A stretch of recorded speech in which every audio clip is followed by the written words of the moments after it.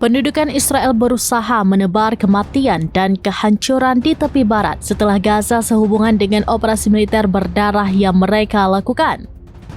Pesawat tak berawak Israel yang dilengkapi pengeras suara memerintahkan orang-orang untuk meninggalkan rumah mereka di Jenin pada hari Kamis, kata penduduk, saat militer menghancurkan beberapa rumah selama hari ketiga operasi besar di kota tepi barat.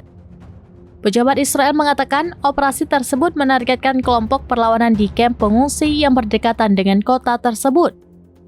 Bulldozer lapis baja telah menghancurkan jalan-jalan dan ratusan penduduk telah meninggalkan rumah mereka di kamp setelah diperintahkan untuk mengungsi. Serangan itu operasi besar ketiga oleh militer Israel di Jenin dalam waktu kurang dari 2 tahun telah menarik perhatian internasional. Prancis dan Yordania telah mengeluarkan peringatan terhadap eskalasi lebih lanjut di tepi barat, wilayah yang telah mengalami peningkatan kekerasan sejak dimulainya perang di Gaza. Seorang koresponden Al-Mayadeen melaporkan bahwa Kepala Badan Keamanan Shin Bet Israel dan Kepala Staf melakukan evaluasi terhadap situasi di Jenin di tengah meningkatnya agresi Israel. Pasukan Israel saat ini tengah melakukan penangkapan besar-besaran di Jenin, Ya'bad, dan Kobatia.